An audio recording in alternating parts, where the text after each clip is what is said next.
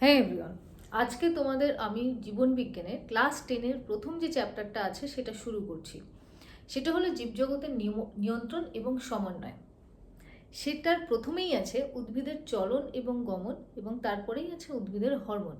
তো আমরা প্রথমে একটু জেনে নিই যে চলন এবং গমন ঠিক কাকে বলছে।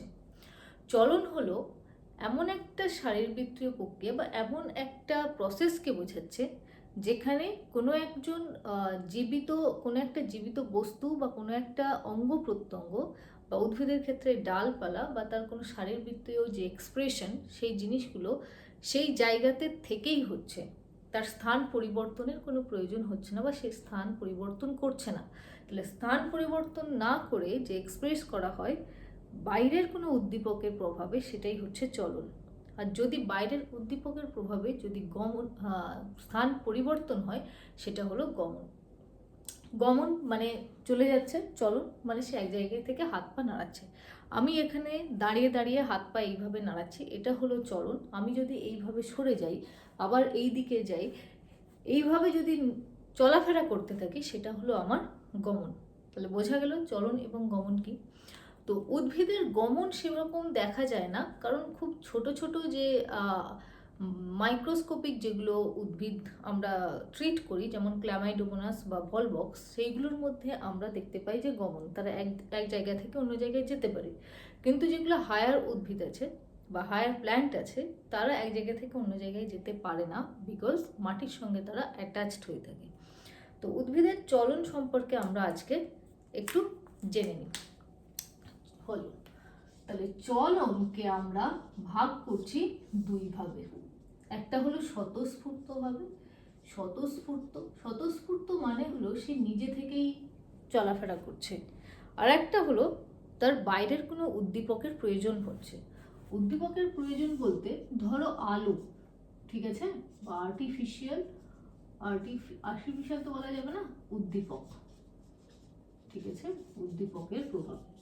উদ্দীপক বলতে এখানে ধরো আলো বোঝাচ্ছে, আলোর দ্বারা হতে পারে, জলের দ্বারা হতে পারে।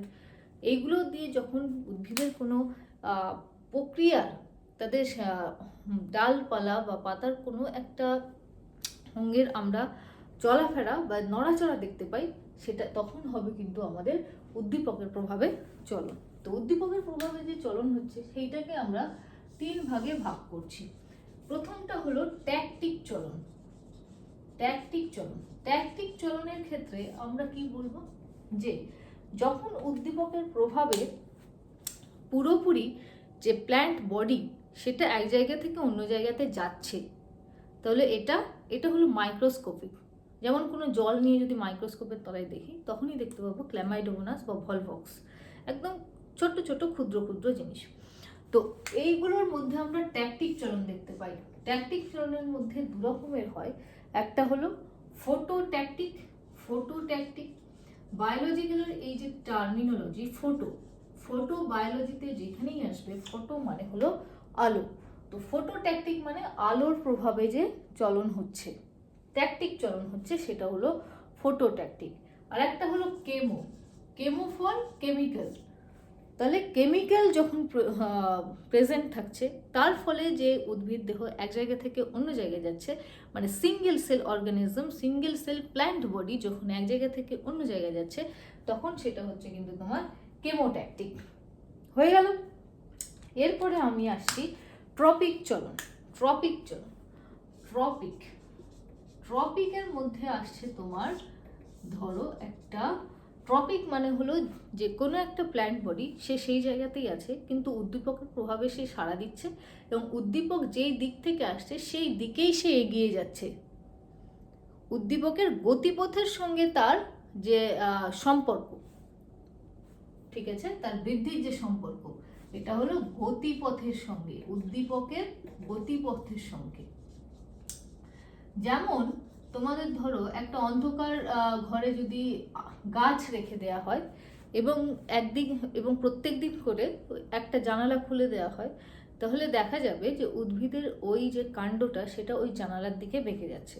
এটা হলো তোমার ট্রপিক চলন, কারণ আলোটা ওই দিক থেকে আসছে, জানালা থেকে আসছে, তাই জানালার দিকে বেঁকে যাচ্ছে, তাই সেটা হলো তোমার ট্রপিক চলন।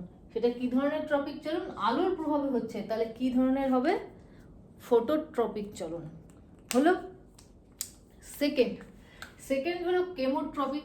যদি কোনো উদ্ভিদের এই রকমের চলন যদি কেমিক্যাল কোনো রিয়াকশনের জন্য হয়, তখন সেটা হবে কিন্তু তোমার কেমোট্রপিক চলন। তারপরে আমরা আসছি এখানে লাস্ট যেটা, সেটা হলো ন্যাস্টিক চলন। ন্যাস্টিক চলন মানে কি? ন্যাস্টিক চলন মানে হলো উদ্দীপকের প্রভাবের উপরে, মানে আলো তো আসছে ঠিক আছে, কিন্তু আলোটা কতটা বেশি হলে একরকম, কম হলে আর একরকম। যেমন তোমার সূর্যমুখী ফুল কিন্তু সকাল হলে কিন্তু বেশি করে ফুটে ওঠে এবং সন্ধ্যাবেলা ওরা কিন্তু আবার একটু ঝিমিয়ে যায়। এটাই হলো কিন্তু একটা তোমার ন্যাস্টিক চলনের উদাহরণ। সেটা কি হবে? Photo nastic. তারপরে হলো তোমার কেমোন্যাস্টিক, যদি কেমিক্যালের প্রভাবে হয় তাহলে সেটা। আবার হলো সিসমোন্যাস্টিক। সেই লজ্জাবতী গাছে আমরা কিরকম দেখতে পাই, যে এইরকম একটা ডালপালা বেরোচ্ছে, তারপরে এইখান থেকে তোমার পাতা আসছে, তাই তো? লজ্জাবতী গাছ। তো লজ্জাবতী গাছকে যদি ছোঁয়া হয়, তাহলে লজ্জাবতী গাছের পাতাগুলো কি হয়? যে মুড়ে যায়। কি করে হচ্ছে এই ব্যাপারটা? এই যে একটা পাতাকে যদি আমরা বড় করে দেখি, তাহলে দেখা যাবে যে এই রকম পাতার গোড়াতে একটা ফোলা মতো ব্যাপার আছে। এই ফোলা মতো ব্যাপারটাকে বলা হচ্ছে পালভাইনাস। এই পালভাইনাসের মধ্যে মোটর যে কোষ থাকে, সেইগুলো কি করে, যখন এখানে স্পর্শ পায় তখন এই মোটর কোষগুলো কিন্তু তড়িৎ সঞ্চালন করে, ফলে কিন্তু গাছের পাতা মরে যায়। আবার 10 থেকে 15 মিনিট পরে এটা আবার নর্মাল হয়ে যায়। তারপরে আরও একটা আছে যে থার্মোন্যাস্টিক, যেমন হলো গরম এবং ঠান্ডার যে তীব্রতা, সকাল এবং সন্ধ্যের যে তীব্রতা, সেই অনুযায়ী গাছের পাতা এবং গাছের কাণ্ড নড়াচড়া পরিবর্তিত হয়, সেটাকে বলা হচ্ছে থার্মোন্যাস্টিক। তাহলে বোঝা গেল উদ্দীপকের প্রভাবে 3 ধরনের হচ্ছে, একটা হলো ট্যাকটিক, আর একটা হলো ট্রপিক, আর একটা হলো ন্যাস্টিক। ট্যাকটিকটা কি? ট্যাকটিক হলো উদ্ভিদ দেহের সমগ্র পরিবর্তন হচ্ছে ট্যাকটিকে, ট্রপিকে উদ্দীপকের গতিপথের দিকে পরিবর্তন হচ্ছে, আর ন্যাস্টিকে উদ্দীপকের তীব্রতার উপরে হচ্ছে। বোঝা গেল? এদের এবারে কেমিক্যাল থাকলে কেমো বসবে, ফোটো থাকলে আলো থাকলে ফোটো বসবে, এরকম করে কিন্তু এগুলোর ভাগ আছে। তো এগুলো তোমাদেরকে মুখস্থ করতে হবে, সেটা খুব ভালো করে মুখস্থ করতে হবে। এবং নেক্সট আসছি উদ্ভিদের হরমোনের মধ্যে 3টে হরমোন তোমাদের আছে। 3টে হরমোনের মধ্যে প্রথমটা আছে হলো অক্সিন। তাহলে অক্সিন হরমোন উদ্ভিদ দেহের কোথায় থাকে? অক্সিন হরমোন হলো উদ্ভিদ দেহের বৃদ্ধিপ্রাপ্ত অঞ্চলে থাকে। বৃদ্ধিপ্রাপ্ত অঞ্চল বলতে, যদি এইটা একটা গাছ হয়, এর বৃদ্ধিপ্রাপ্ত অঞ্চল কি? এই যে মূল আর আগা, এই জায়গায়, এই দুটো জায়গাতে কিন্তু অক্সিন থাকবে। বৃদ্ধিপ্রাপ্ত অঞ্চল বা ভাজক কলা সমন্বিত অঞ্চল, সেইখানে কিন্তু এই অক্সিন হরমোন প্রেজেন্ট থাকবে। এবার অক্সিন হরমোনের আমরা রাসায়নিক সংকেতটা কি বলবো? C10H9O2 এইটা হলো অক্সিন হরমোনের রাসায়নিক সংকেত। একে অক্সিন হরমোনকে রাসায়নিকভাবে যেটা বলা হয় সেটা হলো IAA বা ইন্ডোল অ্যাসিটিক অ্যাসিড। অক্সিন হরমোনকে কি বলা হয়? IAA বা ইন্ডোল অ্যাসিটিক অ্যাসিড। রাসায়নিকভাবে এই সেম রাসায়নিক ফর্মুলাতেই ইন্ডোল বিউটাইডিক অ্যাসিডও কিন্তু অক্সিন হিসেবেই ট্রিট হয়। এরপরে এই সেম রাসায়নিক ফর্মুলা ল্যাবরেটরিতে তৈরি করা হয়েছে, এবং সেইটার একটা এক্সাম্পল হলো 2,4-D, ঠিক আছে? 2,4-ডাইক্লোরোফেনক্সি অ্যাসিটিক অ্যাসিড, এটা হলো আর্টিফিশিয়াল, পরীক্ষাতে খুবই কোশ্চেন আসে। আর এটা হলো ন্যাচারাল, ঠিক আছে? ন্যাচারাল হরমোন হয়ে গেল, আর্টিফিশিয়াল হরমোন হয়ে গেল। এবার হলো উদ্ভিদ হরমোনের, এই যে অক্সিন জানলাম, অক্সিন হরমোনের এর কাজটা কি? কাজটা হলো, প্রথমে আমরা যেটা জানবো সেটা হলো এপিক্যাল ডমিনেন্স বা অগ্রস্ত প্রকটতা। এই অগ্রস্ত প্রকটতা কিরকম হচ্ছে? ধরো এইটা একটা গাছ, এইখান থেকে একটা পাতা বেরিয়েছে, এই পাতা থেকে এখান থেকে একটা মুকুল বেরিয়েছে, আর উপরের দিকে আরো একটা মুকুল বেরিয়েছে, ঠিক আছে? এখানে একটা মুকুল হয়েছে, এখানে একটা মুকুল হয়েছে। তাহলে অক্সিন যদি প্রেজেন্ট থাকে, সেক্ষেত্রে কি হবে, এই যে উপরের দিকে, সব থেকে উপরের দিকে যেটা আছে এপিক্যাল, মানে উপরের দিকে যে বার্ড আছে বা যে কুড়িটা আছে, সেই ফুলটাই কিন্তু ফুটবে। এই যে সেকেন্ড যে বার্ড আছে কিন্তু সেইটা কিন্তু ফুটবে না। তাহলে কি হবে, গাছটা লম্বাতে বড় হবে এবং একটা ফুল ফুটবে, এবং সেক্ষেত্রে কি হবে, এই যে ফুলটা ফুটবে সেটা ফলে পরিণত হবে। ঠিক আছে, তাহলে এই অক্সিনের প্রভাবে এপিক্যাল ডমিনেন্স বা অগ্রস্ত প্রবণতা এইটা কিন্তু হয়। সেকেন্ড কি আসছে, সেকেন্ড আসছে উদ্ভিদের যে বেদে বৃদ্ধি বা গুড়ি যেটা হচ্ছে, সেইটাও কিন্তু অক্সিনের জন্যই হচ্ছে। আরও একটা ইম্পর্টেন্ট জিনিস, সেটা হলো উদ্ভিদ এই যে অক্সিনের জন্য ডিম্বাশয়ে যখন ফার্টিলাইজেশন হচ্ছে, ফার্টিলাইজেশনের পরে কি হচ্ছে, যে ডিম্বাশয়ে অক্সিজেনের পরিমাণটা বেশি হয়ে যাচ্ছে। তার ফলে কি হচ্ছে, যে ফল, যে ডিম্বাশয় জাইগোট থেকে যে ফলে পরিণত, সেইটা কিন্তু তাড়াতাড়ি হচ্ছে। এই যে ক্যারেক্টার, এটাকে কাজে লাগিয়ে কি করা হয় এখন, যে পার্থেনোকার্পি বা বীজহীন ফল উৎপন্ন হচ্ছে। এখানে দুটো টার্মিনোলজি আছে, একটা হলো পার্থেনোজেনেসিস, আর একটা হলো পার্থেনোকার্পি। তাহলে পার্থেনোজেনেসিস কি আর পার্থেনোকার্পি কি? পার্থেনোকার্পি হলো বীজহীন ফল উইদাউট ফার্টিলাইজেশন, দুটোই উইদাউট ফার্টিলাইজেশন। পার্থেনোকার্পি হলো ফল, আর পার্থেনোজেনেসিস হলো নতুন একটা গাছ তৈরি করা। তাহলে নতুন যে গাছটা তৈরি হবে, সে ধরা যেতে পারে, ধরা নয়, একই রকমই যে প্ল্যান্ট বডি ছিল, মাদার প্ল্যান্ট বডি, সেইটার কিন্তু সেম বা ক্লোন। তাহলে পার্থেনোজেনেসিস হলো ক্লোন মাদার বডির সঙ্গে, আর পার্থেনোকার্পি হলো উইদাউট ফার্টিলাইজেশন, সেটা কিন্তু একটা ফল। তাহলে এই অক্সিনের প্রভাবেই কিন্তু পার্থেনোকার্পি হ্যাপেন হয়। ঠিক আছে, এইটা হয়ে গেল। এরপরে যেটা ইম্পর্টেন্ট, মোস্ট ইম্পর্টেন্ট, সেটা হলো যে ট্রপিক চলন। আমি এতক্ষণ ধরে বলছিলাম যে একটা গাছ যখন একটা বীজ, এটা ধরো একটা বীজ যখন অঙ্কুরোদ্গম হচ্ছে বা জার্মিনেট করছে, তখন কি হচ্ছে, বীজের মধ্যে থেকে একটা মূলের দিকে যাবে এবং একটা গাছের উপরের দিকে যাবে। তাহলে কিভাবে ডিটারমিনেশন হচ্ছে যে মূলটাই অভিকর্ষের দিকে যাবে আর যে কাণ্ড সে অভিকর্ষের বিপরীতে যাবে, এটাও ডিটারমাইন হয় এই অক্সিনের দ্বারা। মূলের ক্ষেত্রে এখানে যদি রুট লিখি আর এখানে যদি শুট বা কাণ্ড লিখি, তাহলে কি হবে, শুটের ক্ষেত্রে অক্সিন যেখানে থাকবে সেই দিকে তোমার সেল গ্রোথ বেশি হবে, সেল গ্রোথ বা সেল ডিভিশন বেশি হবে।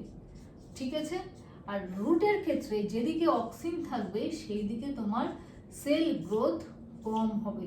ঠিক আছে, সেল গ্রোথ কম। এই দুটো ক্যারেক্টার কিন্তু মূল এবং কাণ্ডের মধ্যে অক্সিনের ডিফারেন্স। যদি কাণ্ডতে অক্সিন থাকে সেক্ষেত্রে কি হবে, কাণ্ডর সেল ডিভিশন যেখানেই থাকুক, উপরে থাকলে উপরে বেশি হবে, নিচে থাকলে নিচে বেশি হবে, কাণ্ডতে যদি থাকে। আর মূলের ক্ষেত্রে থাকলে ইনহিবিট করে, তার মানে ও মূলের ক্ষেত্রে যেখানেই অক্সিন থাকবে সেখানে কিন্তু ওর সেল ডিভিশন হতে দেবে না বেশি। তাহলে এই ছবিটাকে আমি যদি একটু পরিষ্কার করে এখানে আঁকি, তাহলে ব্যাপারটা এরকম দাঁড়ায়। ঠিক আছে, এটা হরাইজন্টালি ধরে নিলাম। ঠিক আছে, এইবারে তোমার যেহেতু অভিকর্ষ এদিকে আছে, বীজটা এইভাবে আছে, অভিকর্ষের জন্য অক্সিন কিন্তু সবসময় এইখানে যে সেলগুলো আছে এইখানে চলে আসবে, এইখানেও আসবে, নিচের দিকে লোয়ার পোর্শনে। ঠিক আছে, অক্সিন এইখানে চলে আসলো, এইখানে তোমার অক্সিন আসছে। আমি কি বলেছি যে মূলের ক্ষেত্রে অক্সিন কিন্তু বাধা দেবে, আর কাণ্ডের ক্ষেত্রে অক্সিন কিন্তু তোমার হয়ে গেল, কাণ্ডের ক্ষেত্রে অক্সিন সেটাকে বেশিভাবে প্রভাবিত করবে। তাহলে এই দিক থেকে আলো আসছে, এদিক থেকে লাইট আসছে। এবারে এইটা যদি কাণ্ড হয়, এইটা যদি শুট বা কাণ্ড হয়, তাহলে কি হবে, এই দিকে অক্সিন আছে, তাহলে এই দিকের সেলগুলো বেশি ডিভিশন হবে, ফলে কি হবে, বেশি বড় বড় ডিভিশন হবে, ফলে এই দিকটা মোটা হবে, দিয়ে এই রকম হয়ে যাবে। তার মানে মূলটা অ্যাকচুয়ালি এইরকম ভাবে বাড়বে, হলো, কাণ্ড এইভাবে বাড়বে, যেদিকে অক্সিন আছে কাণ্ডের দিকে সেই দিকে কিন্তু বাড়বে। তো অক্সিন এইভাবে বাড়লো, দিয়ে গাছটা এইভাবে কাণ্ড উপরের দিকে উঠে গেল। বলে মূলের ক্ষেত্রে কিন্তু অক্সিন এইখানেও আছে, তাহলে কি হবে, এই দিকের সেলগুলোকে কিন্তু ডিভিশন করতে দেবে না, ও তাহলে উপরের দিকের সেলগুলোকে বেশি ডিভিশন করবে। ডিভিশন করে উপরের দিকটাও যখনই মোটা হবে তখন কিন্তু মূল মাটির দিকে চলে আসবে। তাহলে যে জিওট্রপিক চলন বা অভিকর্ষ যে চলন হয়, যে মূল মাটির দিকেই যাবে আর শুট উপরের দিকে উঠবে, সেটা অক্সিন দিয়ে কিন্তু ডিটারমাইন হয়। আর একটা হলো এই যে আমি বলছিলাম যে ফটোট্রপিক চলন, ফটোট্রপিক চলনও কিন্তু অক্সিন দিয়েই ডিটারমাইন হয়। কিভাবে হয়, ধরো একটা গাছ, ঠিক আছে, ধরো একটা গাছ, এইটা গাছ, গাছের এই দিক থেকে আলো আসছে, এই দিক থেকে তোমার আলো আসছে, আর অক্সিন আছে এইখানটাতে, অক্সিন আছে এই দিকে, ঠিক আছে। তাহলে যেই দিকে আলো আসবে সেই দিকের সেলগুলো কিন্তু, যেখানে অক্সিন নেই সেই জায়গা কিন্তু ডিভিশন হবে না। যেদিকে শেড এরিয়া, মানে যেদিকে আমি আলো পাচ্ছি না সেই দিকেই কিন্তু অক্সিন আছে, তাহলে যেখানে অক্সিন আছে সেই জায়গাটা তোমার গ্রোথ হবে, গ্রোথ হয়ে এই জায়গাটা মোটা হবে এবং এই দিকের জিনিসটা হেলে যাবে। তাই ফটোট্রপিক এবং জিওট্রপিক চলন, বোথ দিস চলন তোমার অক্সিন দিয়ে কিন্তু কন্ট্রোল হয়। তাহলে অক্সিনের কাজ আমরা বুঝে গেলাম। মূলের ক্ষেত্রে অক্সিন থাকলে সেল গ্রোথ বেশি হবে না, আর শুটের ক্ষেত্রে বা কাণ্ডের ক্ষেত্রে যদি অক্সিন থাকে তাহলে সেক্ষেত্রে কাণ্ডের ক্ষেত্রে কিন্তু বেশি সেল ডিভিশন হবে।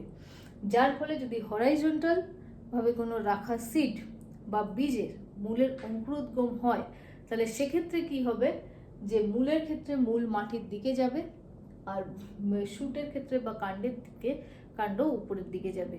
এবং যে ফটোট্রপিক চলন, সেটার ক্ষেত্রে যেদিকে অন্ধকার এরিয়া সেই দিকেই অক্সিন থাকে, ফলে কি হয়, ওই দিকের কোষগুলো বেশি বিভাজিত হয় এবং সে ক্রমাগত আলোর দিকে ঝুঁকে পড়ে।